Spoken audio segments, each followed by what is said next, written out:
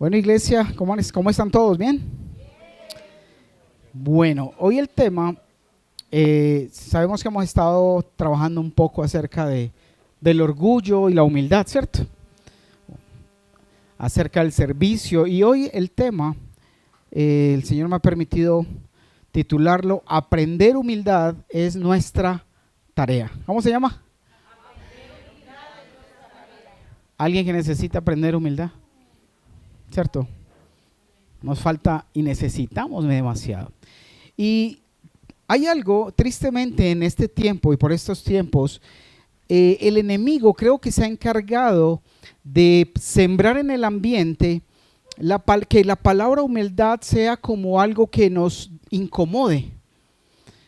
Entonces muchas veces hemos sentido pena cuando nos dice, ay, mira, porque nos han enseñado y la cultura ha hablado de que una persona pobre y sin recursos es una persona ¿qué?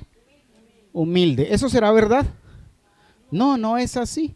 Pero el enemigo se ha encargado de que eso se vuelva algo tan común, tanto que a ti te dé pena reconocer o que te digan que eres humilde. ¿Cierto?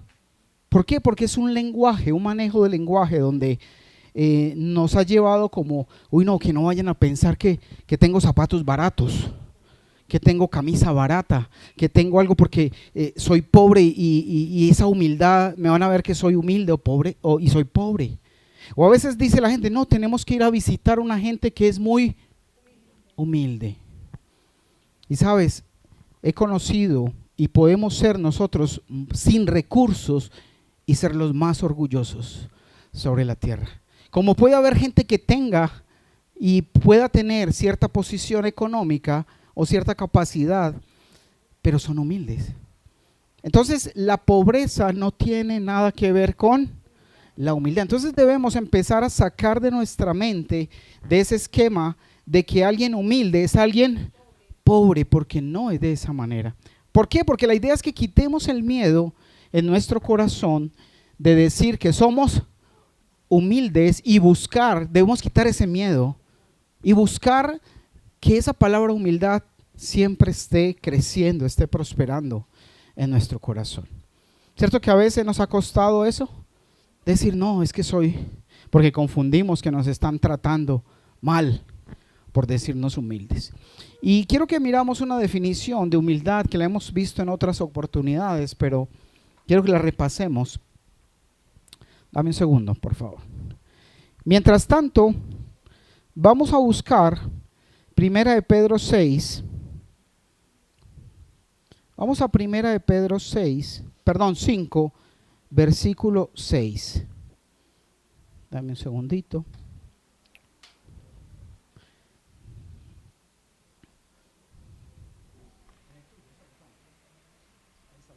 Entonces, mientras vamos leyendo y vamos a este primer pasaje, en 1 Pedro 5, versículo 6, vamos a Nueva Traducción Viviente, dice así, así que, ¿qué dice? Humíllense. En otras palabras, sean ¿qué? Humildes. Sean humildes, porque cuando yo me someto a alguien, cuando tú te sometes a una autoridad, cuando te sometes a tus padres, cuando te sometes a tus jefes, ¿estás siendo qué? Humilde. Y dice, así que humíllense ante el gran poder ¿de quién? De Dios. Y a su debido ¿qué? Tiempo, Él los levantará con honor. O sea que está mal que nos sintamos humillados en ocasiones. ¿Está mal? ¿Por qué está mal? Si antes dice la palabra que debemos sentirnos ¿qué? Y humillarnos debajo del Señor. O sea que aunque sintamos que alguien nos humilla, que algo pasa con nosotros o contra de nosotros, no nos debemos sentir mal. Porque Dios nos llama a ser ¿qué? Humildes. ¿Qué dice entonces el siguiente, el 7? Dice, el 7 dice, pongan todas sus ¿qué? ¿Alguien preocupado aquí? Dice, pongan todas sus preocupaciones. ¿Qué va a pasar mañana? ¿Qué va a pasar el otro año? ¿Qué va a pasar el fin de semana? ¿Qué va a pasar el lunes? Dice, pongan todas sus preocupaciones y ansiedades en las manos ¿de quién? De Dios, porque Él cuida ¿de quién? Levante la mano a ver quién sienta que Dios cuida de él.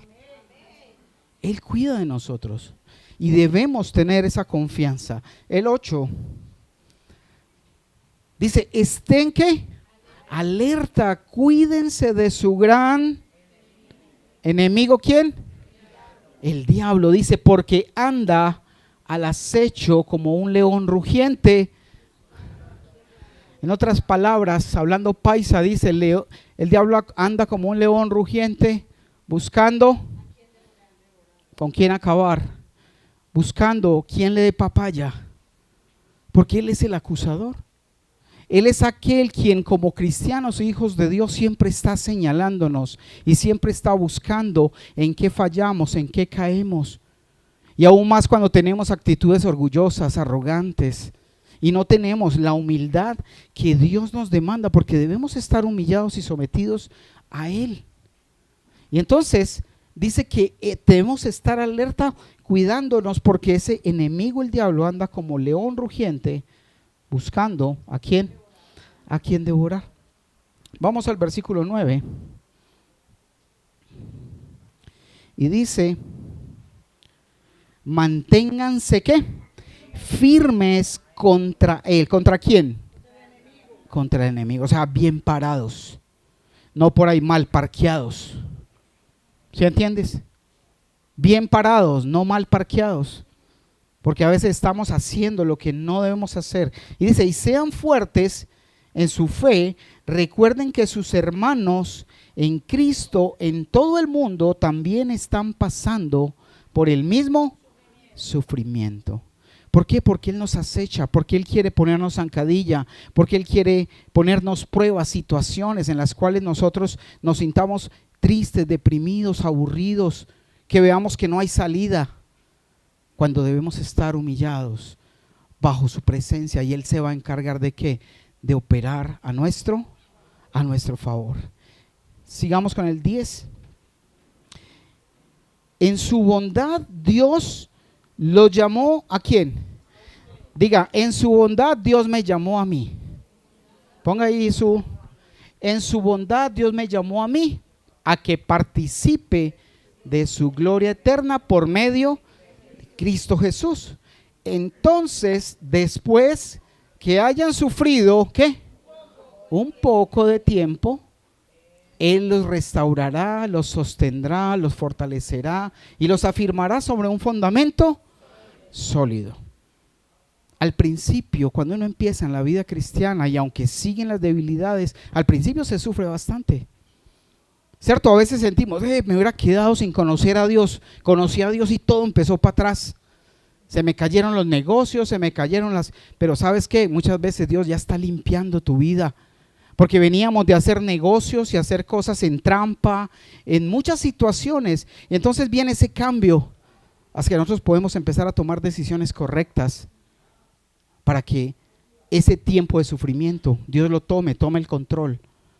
Y cuando pase ese poco de tiempo, dice que Él nos ¿qué? Nos restaurará, nos sostendrá, nos fortalecerá y nos afirmará sobre el fundamento. ¿Y quién es ese fundamento?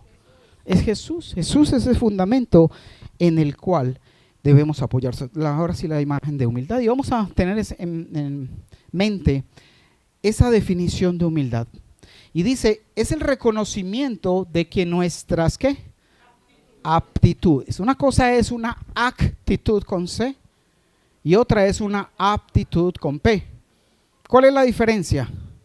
La actitud es la reacción que yo tengo frente a una situación, actitud. Y la aptitud es ese talento propio que tengo frente a algo, ¿cierto? Entonces yo puedo tener una mala actitud como una reacción. Puedo tener una buena aptitud. Tengo aptitudes buenas cuando tengo facilidad para hacer cierto tipo de cosas, ¿cierto? Hay unos que tienen aptitud para dibujar, ¿cierto? Para pintar, otros para cantar, ¿cierto? Eso es aptitud, es diferente. Dice que es el reconocimiento de que nuestras aptitudes y que talentos son dones de Dios. Cuando tú y yo empezamos a reconocer que lo que tú sabes, lo que se te hace fácil, lo que dominas es de Dios y te lo dio Dios, empezamos bien. ¿Cuántas veces hemos hablado y uno ha cruzado conversaciones con gente profesional y uno le dice, mira, es que Dios tiene un propósito para ti, es que Dios te... Dice, no, Dios no ha hecho nada, yo soy el que trabajo, el que me gano el dinero, el que pago la renta, el que compro el carro, el que hago el mercado. Y entonces empezamos a sentirnos como si nosotros mismos tuviéramos el poder de darnos las cosas que tenemos, cuando es Dios quien nos ha dado ¿qué? Las aptitudes, los talentos, porque son ¿qué? Dones, son regalos que Él nos dio. El hecho de que seas bueno en algo, en una materia, en una profesión, en algo, no sé, en algún oficio, Dios te dio ese talento. Dios te lo puso, te lo impregnó allí cuando te formó en el vientre de tu madre. Y naciste y creciste y puso talentos que hoy día tú ejercitas. Muchos tienen talentos pero estudian otra cosa. Y cuando terminan de estudiar, nunca lo ejercen. Porque no les gustaba, porque no tenían talento y a veces estudiaron porque, es que el papá es abogado, es que el papá es ingeniero y él también tiene que ser ingeniero. Cuando a veces el talento y lo que ellos tenían y habilidades que Dios les había dado eran muy diferentes. Dice, no es señal de debilidad. Ojo, la humildad no es ¿qué? No es señal de debilidad, ni de timidez, ni de temor, sino una indicación de que sabemos de dónde proviene nuestra verdadera ¿qué? Fortaleza. Es Él quien nos da esa fortaleza. Puedes ser humilde y a la vez ser ¿qué? Audaz, puedes ser valiente, porque la humildad es aquello que nos permite reconocer que no es por nuestros medios, que no es por mi fuerza, que no es por mi talento, sino por aquello que Dios fue el que me dio y que me entregó. Quiero que vamos a Mateo 20.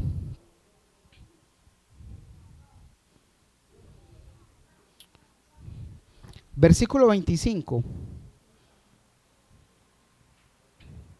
Y quiero que miremos cómo Jesús hablaba acerca de el reino y acerca del mundo. Dice, pero Jesús los reunió ¿a quiénes? A todos y les dijo, ustedes saben que los gobernantes de este mundo tratan a su pueblo ¿con qué? Y los funcionarios hacen alarde de su autoridad frente a los súbditos. Este mundo siempre nos enseña, ¿será que nos enseña la humildad? ¿Qué nos enseña? Prepotencia, el orgullo, la soberbia.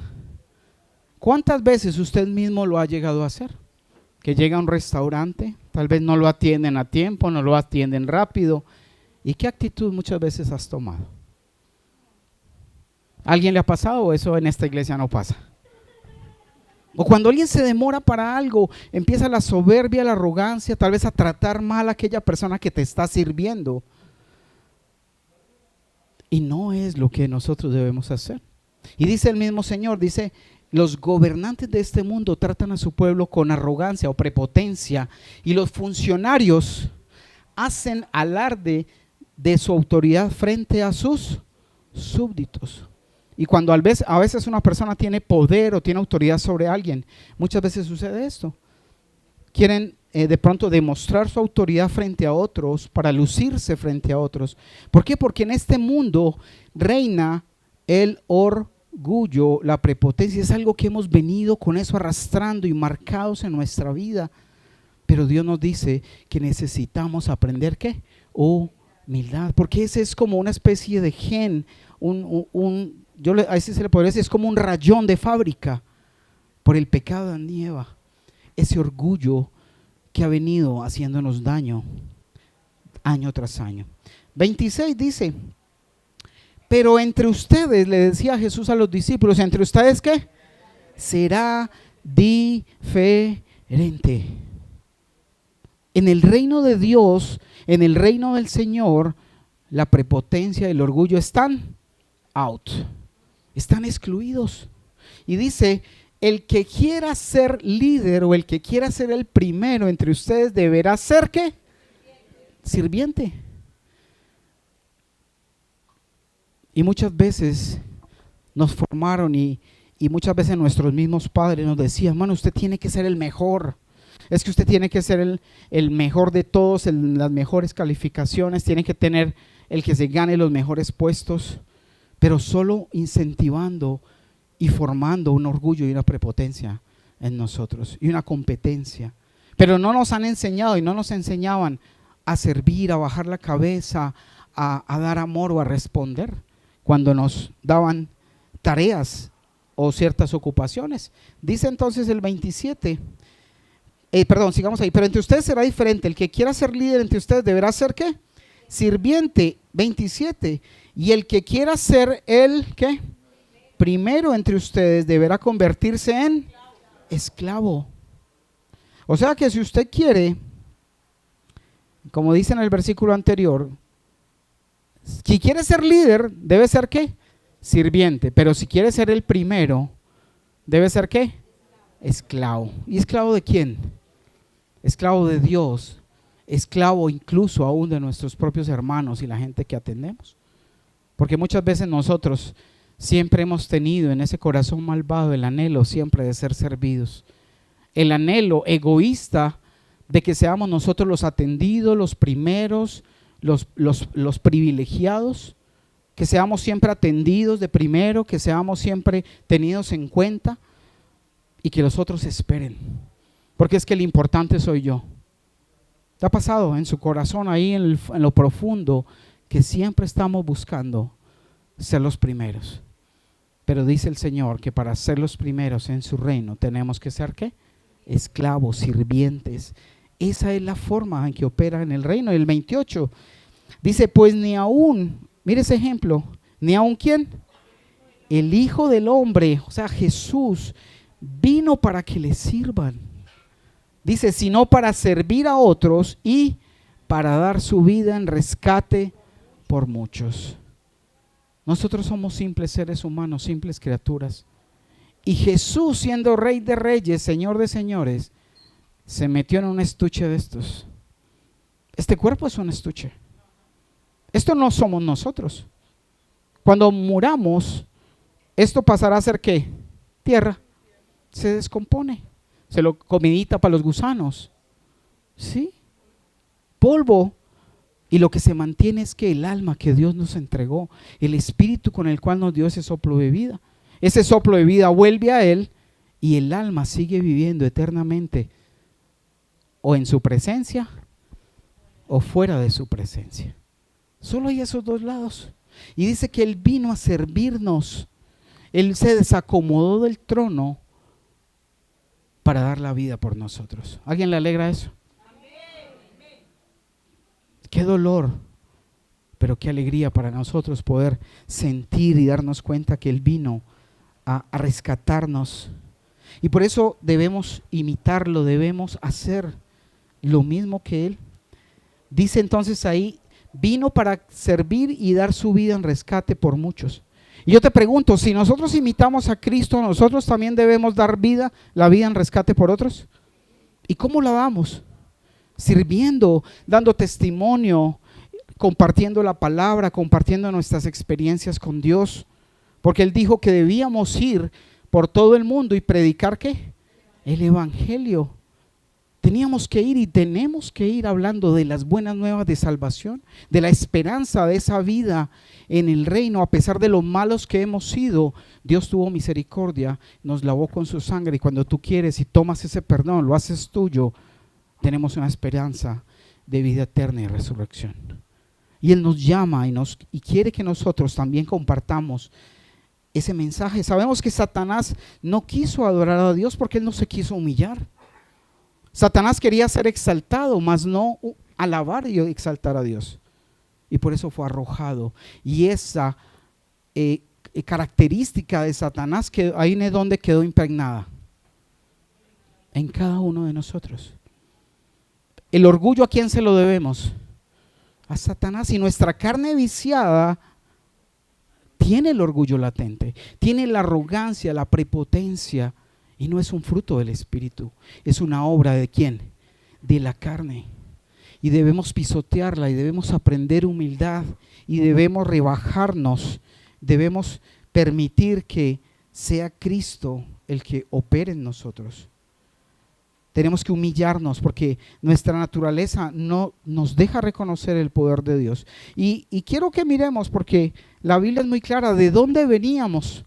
¿Alguien se arrepiente de lo que vivió antes? De la vida que vivimos, de las cosas tan bajas que logramos y llegamos a hacer en las tinieblas. Y vamos a ir a Romanos capítulo 1. Y quiero que vamos en esta parte de la humanidad, mirar cómo la humanidad, de dónde nos ha sacado el Señor y qué cosas Él nos habla en su palabra de esto. Romanos capítulo 1, desde el versículo 18. Vamos a empezar ahí desde el 18. Recordemos que venimos con una humanidad ¿qué? Caída, una humanidad orgullosa, una humanidad egoísta. ¿Alguna egoísta? Seguimos luchando con eso, pero tenemos que reconocerlo como pecado, como falla. Y dice entonces el 18, dice, pero Dios muestra su ira ¿desde dónde? Desde el cielo contra todos los que son pecadores y perversos que detienen la verdad con su perversión. Ahí estábamos nosotros. Y de pronto, si todavía aún estás, es un llamado que Dios nos hace para limpiarnos de toda esa maldad. Nosotros nos reunimos aquí porque somos los mejores, porque somos buenos, porque reconocemos el pecado, lo mal que hemos venido y queremos brindarle nuestra vida a Dios para corregir nuestros actos, para que Él nos ayude a ser transformados. Y dice entonces, pero Dios muestra su ira desde el cielo contra todos los que son pecadores y perversos que detienen la verdad con su perversión. 19, ellos conocen la verdad acerca de Dios porque Él se ha hecho, ¿qué? Evidente. ¿Usted cree que todo el mundo conoce a Dios? ¿Tiene forma de saber que Dios existe? Sí, claro que sí. Vamos al 20. Y dice así, pues desde la creación del mundo, ¿desde cuándo? Dice, todos han visto los cielos. ¿Usted ha visto los cielos? ¿Ha visto la tierra? Qué hermosura, ¿cierto? Ahorita estaba el cielo rojo. Los que no lo vieron, se lo perdieron. Estaba bonito. Pero la creación, dice los cielos, ¿se imagina que nosotros, a usted le gusta? A mí me encanta salir al campo y ver los cielos o ver desde alto, ver la tierra. Y si eso es con una tierra caída, ¿te imaginas cómo será el paraíso que nos espera si seguimos juiciosos en él? Va a ser algo increíble, jamás visto a nuestros ojos. Y dice, desde la creación del mundo, todos han visto los cielos y la tierra. Por medio de todo lo que Dios hizo, ellos pueden ver a simple vista las cualidades invisibles de Dios. ¿Su qué? Su poder eterno, su naturaleza divina. Así que no tienen ninguna excusa para no conocer a Dios. El cielo, la tierra, el mar y todo lo que hay son muestras del poder de Dios. Y con eso basta para nosotros poder creer y estar convencidos de que hay una mano creadora detrás de esa hermosa creación. Y dice el 21, es cierto, ellos conocieron a Dios, pero no quisieron ¿qué? Adorarlo como Dios ni darle gracias. Dos cosas bien importantes. Ellos no quisieron ¿qué? Y así fuimos nosotros en un tiempo, no queríamos adorarlo, no queríamos ¿qué? Darle gracias. Gracias por abrir los ojos en la mañana. Gracias por tener un alimento, por cada cosa que un techo para dormir, cada cosa que Él ha hecho y ha creado. Dice, en cambio, comenzaron a ¿qué? Inventar ideas necias sobre Dios. Como resultado, la mente les quedó. En otras palabras, el mundo ha visto la creación, ha visto la hermosura de cada criatura, de cada ser vivo. ¿Esto le parece muy lindo los animalitos? Algunos son más lindos que otros, o a algunos se les da miedo de algunos, pero son perfectos, son hermosos. Claro, pero el hombre dice que en vez de adorarlo, en vez de darle gracias, empezaron ¿a qué? A inventar ideas. Y una vez, que ya lo he contado, va el niño donde el papá y donde la mamá le dice, mamá, mi papá dice que venimos del mono. Y le dice a la mamá, la familia de tu papá sí, la nuestra no. Se inventan cada cosa para poder pecar, para poder hacer lo malo. Y el hombre se ha inventado cuentos para apartarse de una verdad, que es que Dios hizo todas las cosas y que es el único ser para adorar y crear y para hacer todo lo que tenemos. Dice, como resultado las mentes les quedó ¿en qué? Oscuridad y confusión. 22, afirmaban ser sabios, pero se convirtieron en completos necios. Y tú lo ves, la teoría de esto, la teoría de aquello, la teoría de aquello. Yo estudié ciencia, yo estudié química y me tocaba estudiar todas esas teorías que su palabra lo dice, no son más que teorías, porque no están demostradas. Solo es una teoría. La Biblia es verdad. Y tenía uno que comerse cuentos de tantas cosas que hay que tener más fe para creer que una molécula, que una vida funcionó de una cantidad de cosas. Que el rayo, que la cosa en el momento preciso, que la proteína, que, bueno, tantas cosas que uno dice, uy, necesita uno más fe para creer lo que escribieron en este libro, que creerle al Señor que Él lo hizo con solo decir su palabra. Y dice que el hombre se inventó cada cosa, que afirmando ser sabios se convirtieron en completos, ¿qué? Necios, a raíz de la humildad, ¿o qué? Del orgullo, la soberbia. No, es que yo me creé a mí mismo. Dios, ¿cuál Dios? Y hay gente que cree. ¿Se imagina cuando estemos delante de la presencia del Dios y toda la vida habiendo negado y creyendo que venía del mico?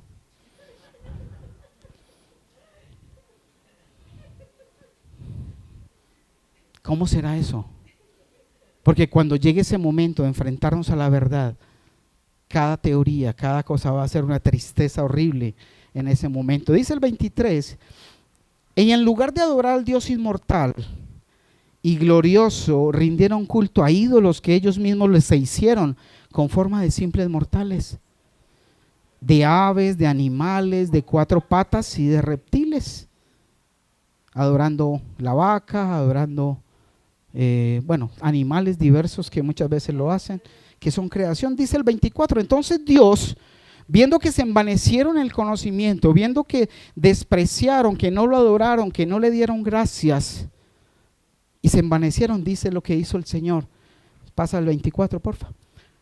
Entonces Dios los ¿qué? Los abandonó para que hicieran todas las cosas vergonzosas que deseaban en ese corazón humilde. Ese corazón perverso, egoísta. Dice, como resultado usaron sus cuerpos para hacer cosas viles y degradantes entre sí. Claro, el yo desconocer a Dios y decir que Dios no existe, pues simplemente me quito aparentemente de a quién darle cuentas, de con quién manejarme bien y tener presente que Dios me creó para cosas santas. Entonces, claro, yo me invento que Dios no existe, que vengo del mico, que vengo de no sé dónde, que los extraterrestres, que bueno, tantas cosas.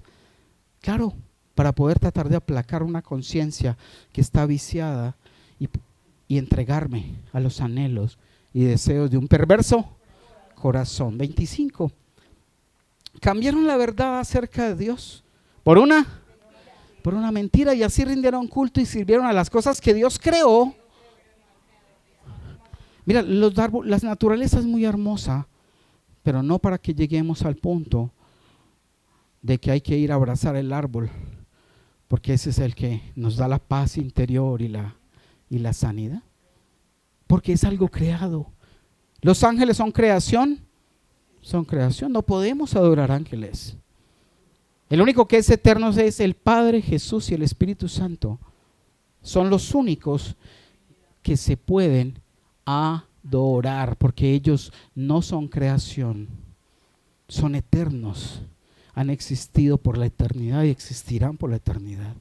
De allá que nosotros, dice, rindieron y sirvieron a las cosas que Dios creó, pero no al Creador mismo, quien es digno de eterna. ¿Cuántas veces alabamos a adoramos a la gente incluso, al dinero, a las posesiones? Pero el único digno de alabanza es ¿quién? Es Dios. El único digno de alabanza es Él. Seguimos ahí con el 26. Por esa razón Dios los abandonó a sus pasiones. ¿Qué? Mira, no es que la gente diga, ay, no, es que yo hago con mi vida lo que quiera. No, tristemente Dios los abandonó y los entregó a sí mismo. Y cada uno de nosotros mismos nos destruimos a sí mismos por la maldad que hay en nosotros. Cada que alguien te diga, no, es que yo manejo mi vida como quiero, hay que, Señor, ayúdale, Padre, abre su corazón, porque está en manos del enemigo y en manos de sí mismo. Pensamos ser libres, pero estamos siendo ¿qué? Esclavizados por el enemigo. Dice, por esa razón Dios los abandonó a sus pasiones vergonzosas. Aún las mujeres se rebelaron contra la forma natural de tener relaciones sexuales y en cambio dieron rienda suelta al sexo unas con otras. Ahí están los homoparentales, hogares supuestamente, ¿no? Seguimos. Los hombres por su parte, en lugar de tener relaciones sexuales normales con la mujer, ardieron en pasiones unos con otros. Los hombres hicieron cosas vergonzosas con otros hombres y como consecuencia de ese pecado sufrieron dentro de sí el castigo que merecían. 28. Por pensar que era una tontería reconocer a Dios, ¿el qué? Los abandonó a sus tontos razonamientos y dejó que hicieran cosas que jamás deberían hacerse. 29. Se llenaron de toda clase de ¿qué? Perversiones. Y vamos a tener en cuenta esos pecados. Y dice, pecados como ¿qué? Avaricia, odio, envidia, homicidios, peleas, engaños o mentiras, conductas maliciosas, sí. O sea que cuando usted y yo aún estamos aquí, ¿quién está gobernando? ¿Dios o nuestra carne o el enemigo? De ahí que tenemos que estarnos evaluando continuamente delante del Señor, porque en eso andábamos.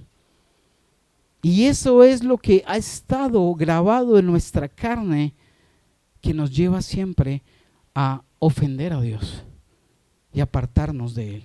Tengan en cuenta esos pecados: avaricia, odio, envidia, homicidios, peleas, engaños, conductas maliciosas, chismes. 30. Son traidores. ¿Qué más? Insolentes, arrogantes, fanfarrones o chicaneros, como dicen aquí. Y gente que odia ¿a quién? Inventan nuevas formas de pecar y desobedecen a sus.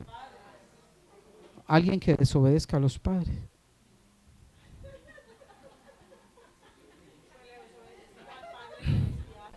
Y por ahí derecho desobedecemos al Señor.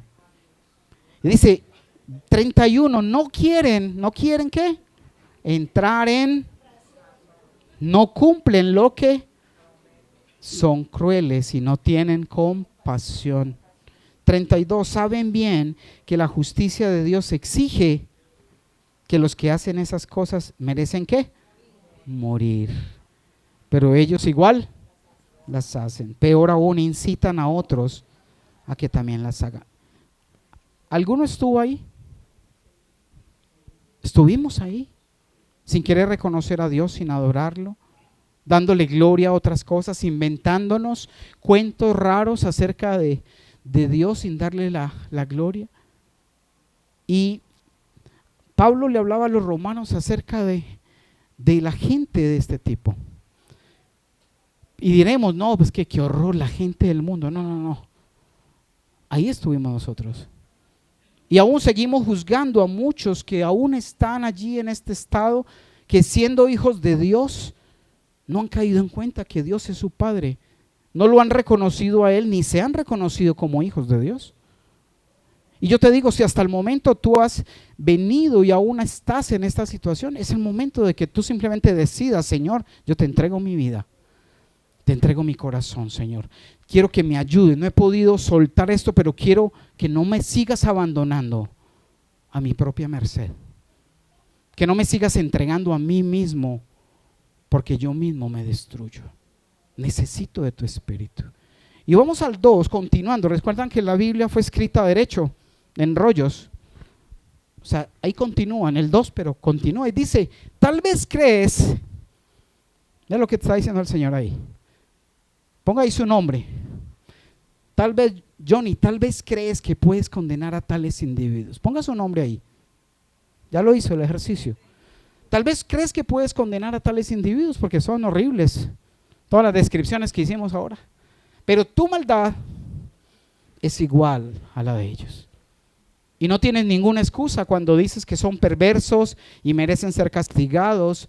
Te condenas a ti mismo porque tú, que juzgas a otros, también practicas las mismas cosas.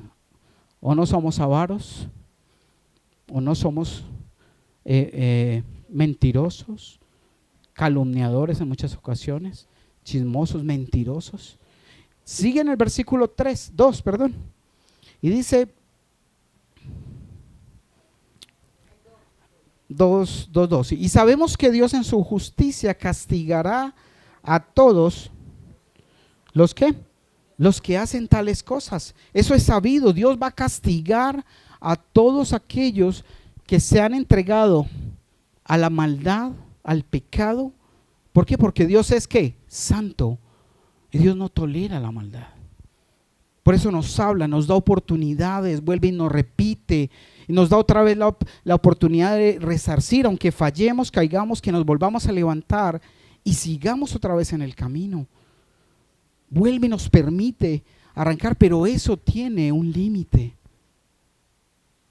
Y nosotros no podemos jugar a estar fallando y aún con tanta oportunidad que llegará un momento que no habrá más y nos quedamos.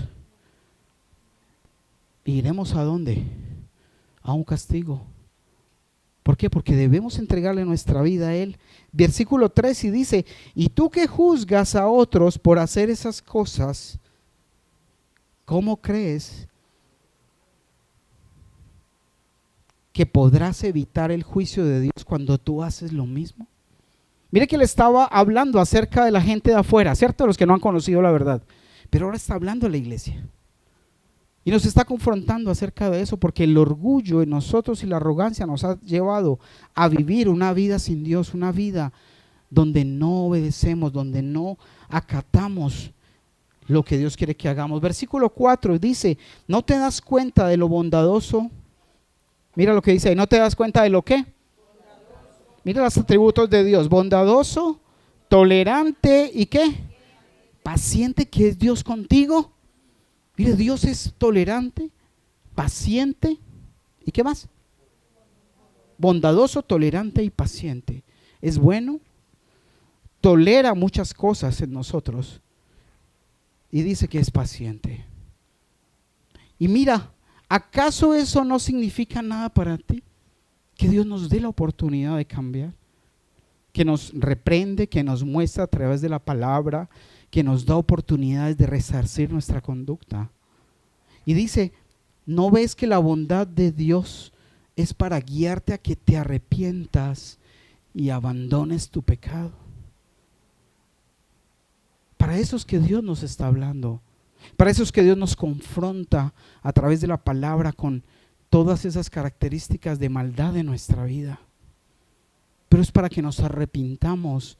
Y no solo nos arrepintamos, sino que nos apartemos del pecado. Nos apartemos de aquellas cosas que ofenden a Dios, que hacen daño a otros y que a Él no le agradan. Dice el 5. Quiere que nos arrepintamos y abandonemos el pecado. Dice: pero eres ¿qué? Terco. Somos tercos como mulas. Y dice: pero eres terco y te niegas a arrepentirte y abandonar tu pecado. ¿Somos tercos o no somos tercos? Y dice, por eso vas acumulando un castigo terrible para ti mismo. Mira, a veces pensamos que jugamos con Dios, pero Él simplemente nos está dando oportunidades para cambiar. Porque si no, vamos acumulando un castigo terrible. Dice, pues se acerca el día de la ira, en el cual se manifestará el justo juicio de Dios. Como Dios es justo, cuando se acabe el tiempo de dar oportunidades, ya no habrá nada más que hacer. Y tal vez nosotros postergamos, no, si más adelante. Aún estoy muy joven, tengo que disfrutar la vida. Me falta tanto por vivir como para amargarme la vida entregándome a Dios. No es amargar, no es asegurar una vida eterna que Dios nos ha ofrecido a través de la muerte de su Hijo amado en la cruz. 6 dice, Él juzgará a cada uno según lo que haya hecho. 7, ¿qué va a hacer el Señor en esta situación? Y dice, ¿dará vida qué? Bueno, ahí vamos a ver lo que Él dice, no es lo que yo digo, es lo que dice la palabra y ahí lo vamos a leer y a entender. Él solo va a dar 2 cosas. La número 1 se llama ¿qué? Vida. ¿Y a quién se la va a dar? Dice, a los que siguen, ojo, siguen haciendo ¿qué? Y el bien no es que lleves un mercado, que le des limosna al pobre, como de pronto aprendimos tradicionalmente. No, es que yo hago el bien, ayudo a pasar a la calle al que tiene el bastoncito, o al cieguito, o a la viejita. Va más allá de hacer una obra muerta, digámoslo así. Es obedecer. Es decir, Señor, tú dices que no mienta, no voy a mentir. Tú dices que no sea avaro, Señor, no voy a ser avaro. Y empezar a trabajar, dice, a los que siguen haciendo el bien. No, es que yo conocí a Dios hace como 10, 15 años. Yo me bauticé, fui muy juicioso. Tengo el cielo ganado. ¿Verdad o mentira? Pero con seguridad. Mentira. Porque se saltaría lo que dice, a los que siguen haciendo el bien. No dice a los que hicieron una vez el bien. Es que hace 10 años, no, qué pecado. Sí, no, murió en medio de un atraco. Le fue mal, no pudo robar. Pero ahora hace 10 años hizo la oración de fe. A veces creemos, pero dice la palabra, cuando siguen haciendo ¿qué? El bien. O sea que si nosotros dejamos de hacer el bien, nos alejamos de esa promesa.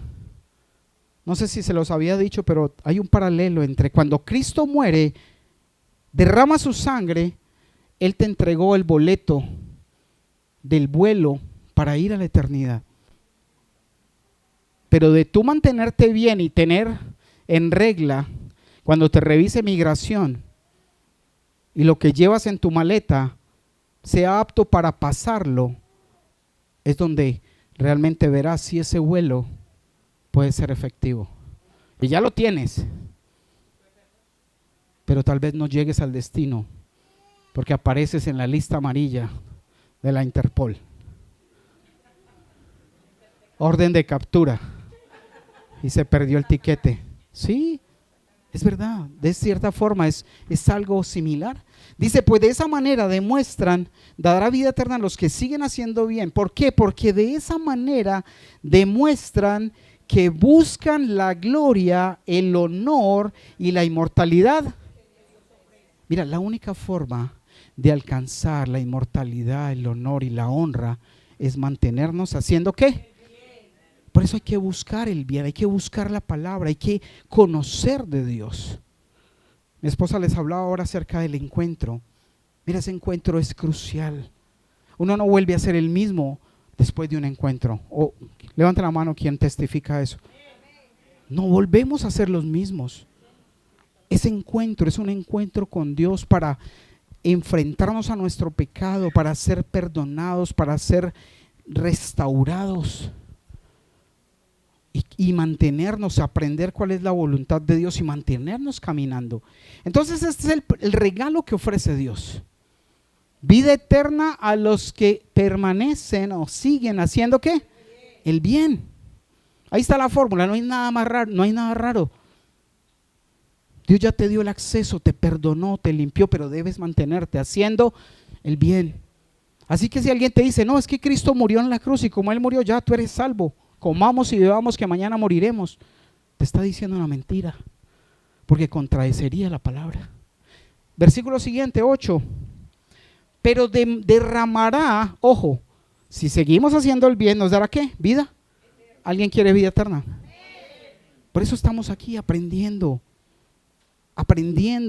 a cómo continuar y recibir esa vida eterna. Dice, pero derramará su ira, ¿y qué? Y enojo. Mira, dice, hay gente que dice, pero es que Dios es un Dios de amor. Dios, ¿cómo va a destruir a sus hijos? O usted como papá destruiría a sus hijos. Pero es que esos somos nosotros, humanos caídos. Él es Dios y no podemos pretender que Dios piense como piensa un humano. Y la gente no entiende y lo asimila y cree que compara a Dios con nosotros mismos. Entonces lo que yo no hago, Dios no lo haría. No, es que Él es Dios. Y dice, derramará su ira y enojo sobre los que viven, ¿para quién? Para servir a otros. Los que viven para sí mismos. Cuando yo vivo para sí mismo, no hago nada bueno para el otro, porque no lo amo, solo me amo a mí mismo. Entonces soy avaro porque todo es para mí, ¿cierto? Soy orgulloso, soy egoísta, no comparto, no doy, no sirvo, porque vivo para mí. No vivo para Dios, no vivo para otros. Dice, los que se niegan a obedecer la verdad y en cambio viven entregados ¿a quién? A la maldad. O sea, que solamente Dios da dos cosas. ¿Cuáles son? Número 1, vida eterna. ¿Para quién? Los que siguen haciendo el bien, pero dará castigo y enojo y derramará su ira para aquellos que viven para sí mismos, no obedecen a Dios, no obedecen a la verdad. ¿Y quién es la verdad? Jesús. Él dijo, yo soy el camino, la verdad y la vida. Él es la verdad. Las instrucciones que Él nos dio están ahí ¿para qué? Para obedecerlas. Si no, tendremos esos dos regalitos. ¿Cuál regalo te gusta? ¿El número 1 o el número 2? Puedes escoger cualquiera de los dos. Pero el 1 es mejor. Solo que hay que aplastar nuestro orgullo, someternos a Él, obedecer su palabra, aprender a ser humildes, vivir para otros, servir. Eso es lo que Él quiere que nosotros hagamos, que nosotros seamos. ¿Vamos en cuál? En el 8.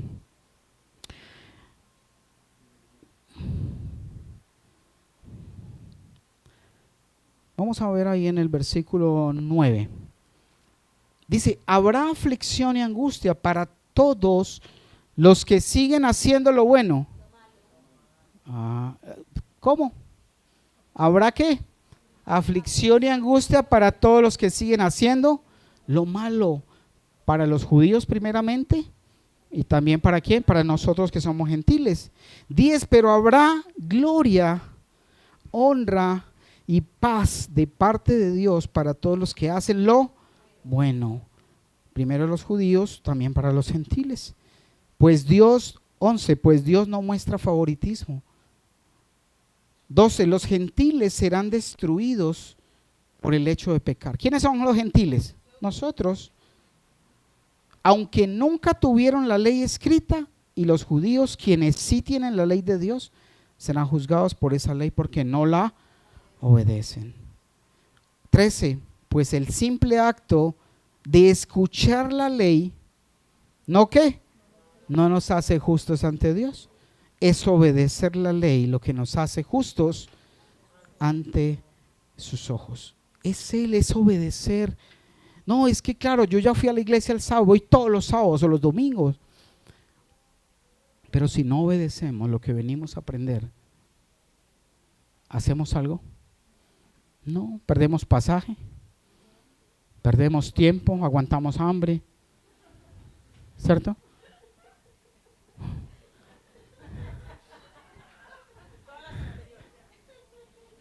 Porque necesitamos venir a aprender, a poder llevar para poner en práctica día a día la voluntad de Dios. Y mantenernos en el seguir haciendo ¿qué? El bien. Ahí es donde tenemos y debemos mantenernos. Vamos entonces a Romanos,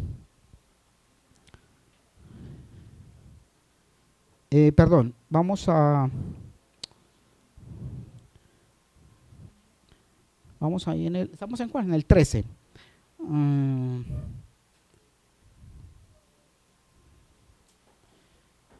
Ok, vamos a Oseas 2.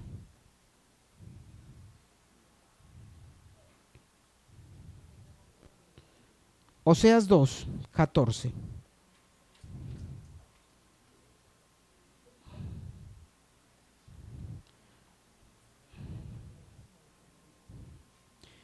Mira, hay algo muy, muy, muy tremendo, y es que el pueblo de Israel siempre ha sido y fue infiel con el Señor, ¿cierto? ¿Tú y yo hemos sido fieles con Dios? No somos fieles.